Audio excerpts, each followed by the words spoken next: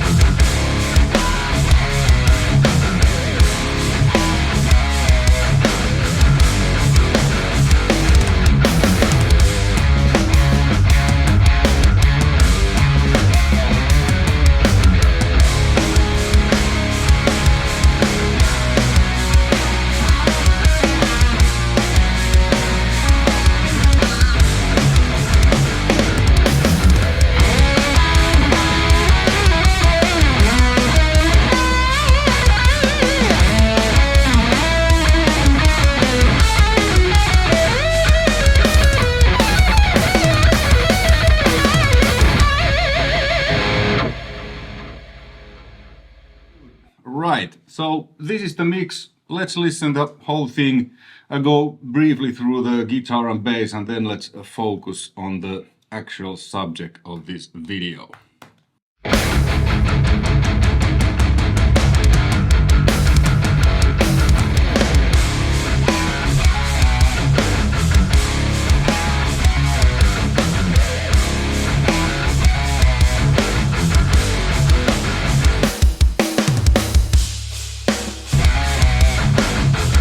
Well, you heard how this sounds. So bass, there's two tracks. One with the kind of clanky thing. It's a good old Pro Tools Sunsound PSA1.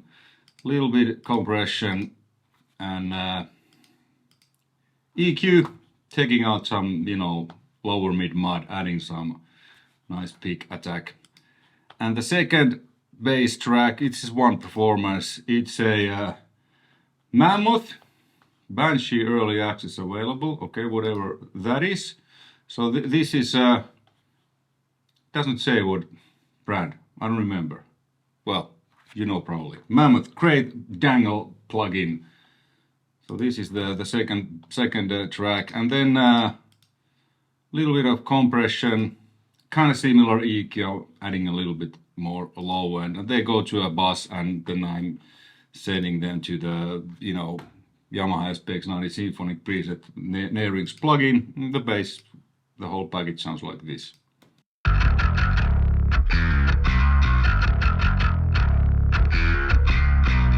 Cool guitars, two guitars left and right. I feel myself while I play the left rhythm guitar here, and then I just cut it and moved it to this lead guitar track, which goes to lead guitar bass. This is a Sodano SLO100 boosted with Maxonori 808 into oversized Mesa cabinet with V30s, mic with a single SM57. Sound like this.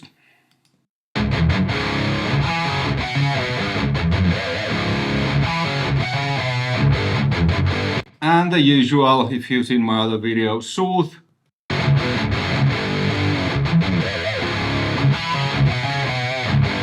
Just tiny smoothing out the upper mids, multiband compression.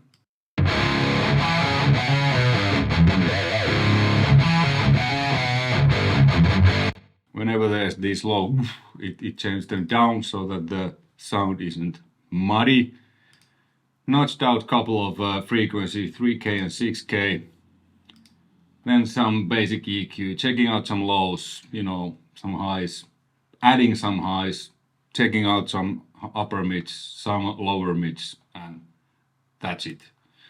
Then it goes to different, you know, effect buses, like there's a little bit chorus. I've automated the SPX90 on these choruses.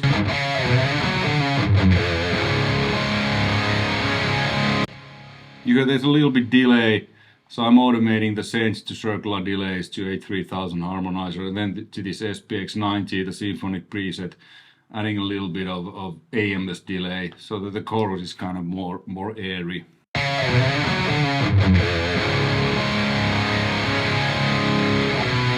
And the lead guitar, the processing is exactly the same, except there's more delay blended in.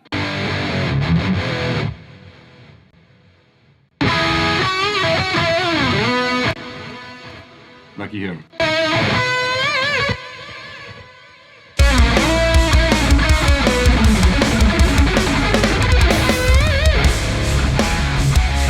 Cool. All right, then the drums. So let's listen to this stereo. This is just a stereo out. I was using multi-outs. We're gonna go through there why I do that.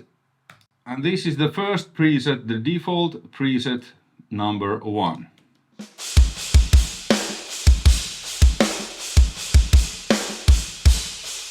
Let me go through the presets, you know, so you'll hear there's all kinds of different mixes by a lot of different mixing engineers and producers.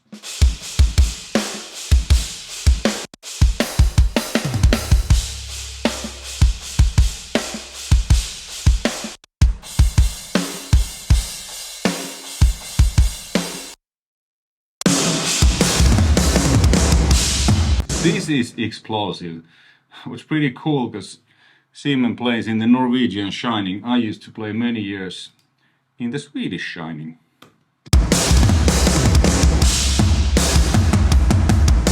It's like if somebody asks you, can I have some explosive room sounds? Yes. And there's a lot of, let's try this one, drum mix 1.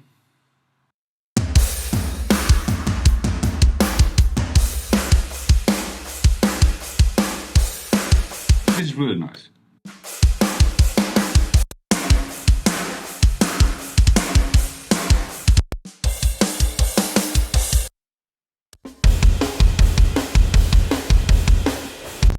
That's kind of like a huge kick drum with a roomy kick drum. But the reason I do multi-outs is because I'm mostly I've mixed real drums, so I have my setup, you know, like it goes to multi-outs, and I have my go-to plug-in in this case, and in many cases too. That's one reason. So let's compare to this stereo with nothing else than a tape you know, simulation in the bus. The channel strip isn't doing anything. It's just there for color.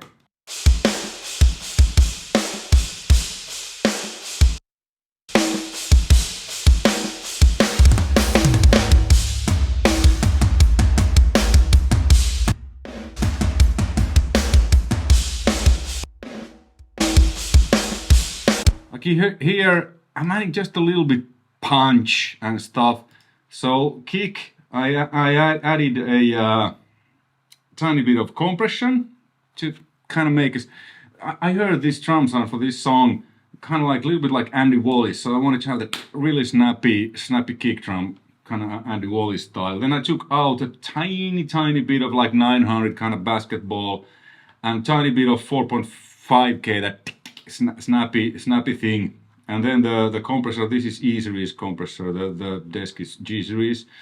This was this whole kit was recorded and engineered by another my good friend Jakob Herrmann, who is absolutely fantastic drummer and drum engineer. Top Floor Studios in Gothenburg. I worked there. I recorded stuff there. I mixed a few albums, EPs, songs that the drums were done at Jacob's studio, and it's just great. He has a G Series SSL, so this was probably recorded with a G Series SSL, so I thought that I'm gonna mix this with G Series SSL. Snare, again, a little bit compression, you know, slow attack, fast release, 5-ish to 1.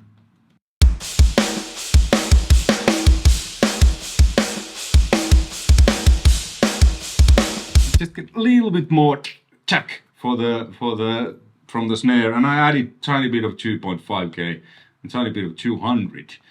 A little bit body to the snare. Toms, let's go through this one. It's pretty much the same processing.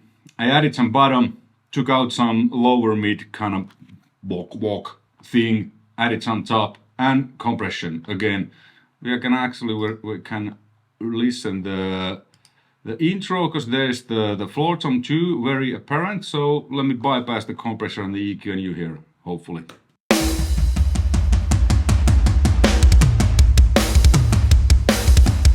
It was bypassed, then when I put it on, compressor, EQ.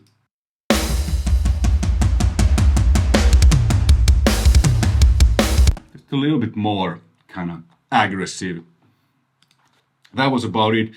Room, overheads, I didn't do anything. Room, I just added a tiny bit of compression.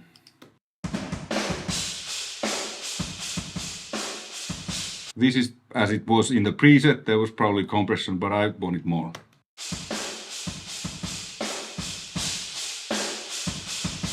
Not much, so but it's actually limiting. It's infinity and just kind of like 3 dB or something. Just add a little bit more explosiveness to the room sound.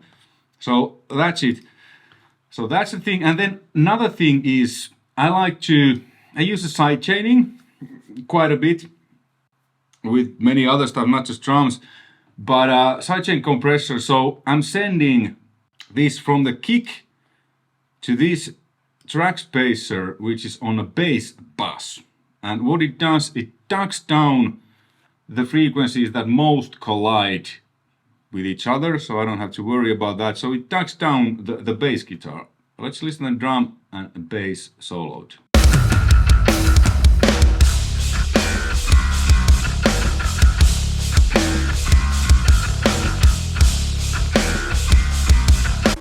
When it's not on, the sound is a little bit always when the kick hits. Then if I turn more of this amount, it starts to take other stuff too out, than not just what's the most colliding.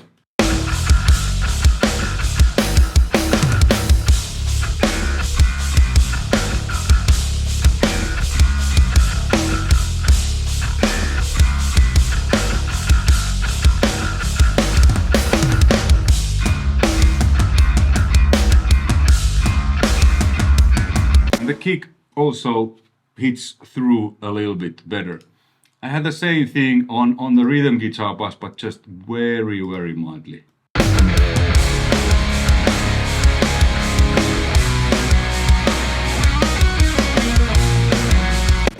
Kind of clears the overall low mid of the mix a little bit. But yeah, I mean, what can I say about the plugin?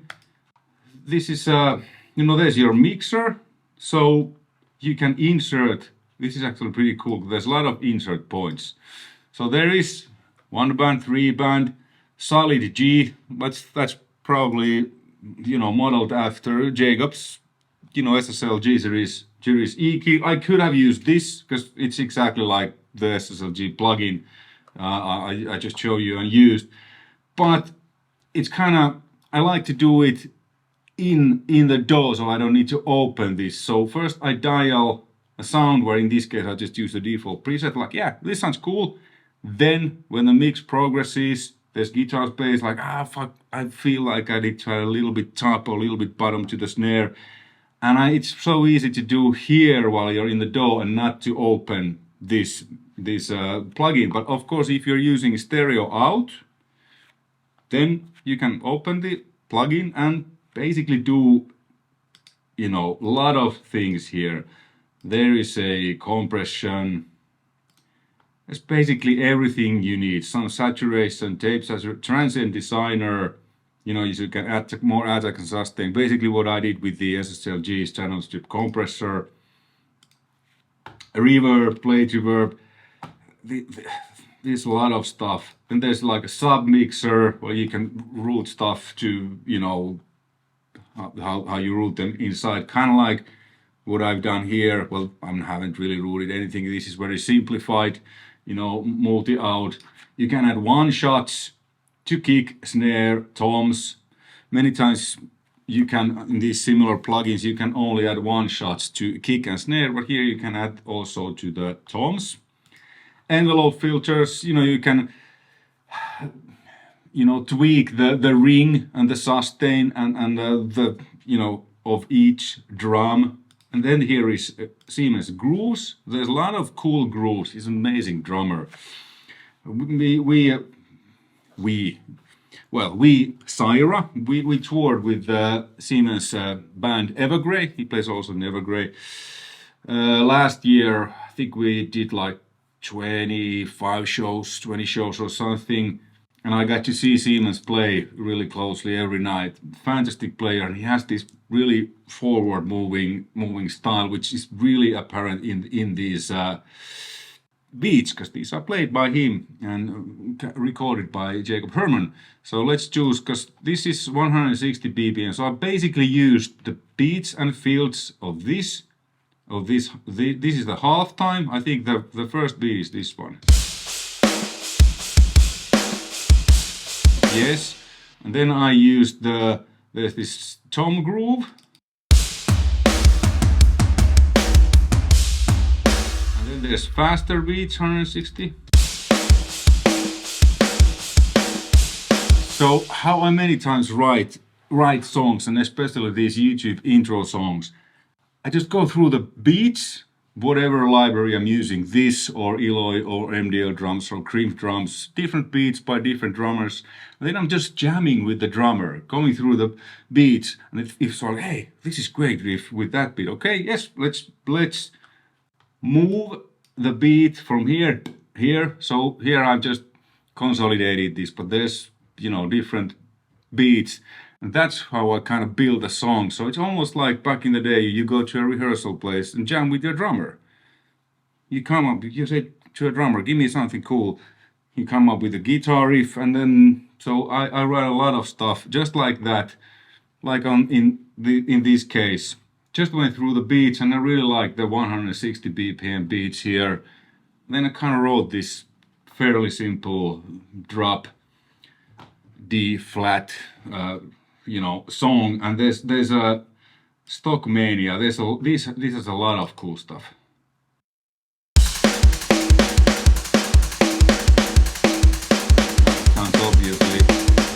Now it sounds obviously, because let's move this to 120, the host.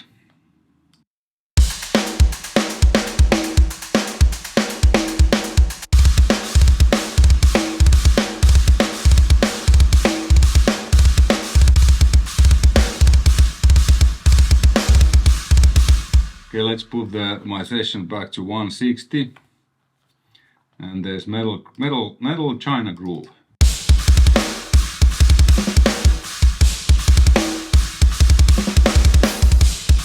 Yeah, what can I say? Great sounds, natural, dynamic, punchy, and as you saw, with one plugin, well, it has filters, compressor, gate, expander, EQ, you can add saturation. You can create the sound that fits to your song really easily, and the grooves are great. Thanks for watching. Links in the description to Siemens website. Go check him out, go check out his bands, Shining, Evergrey, great stuff. Links also to Top Floor Studios, Gothenburg and RS Drums website, where you can purchase this or find more information. All right. Until next time, rock and roll. Bye.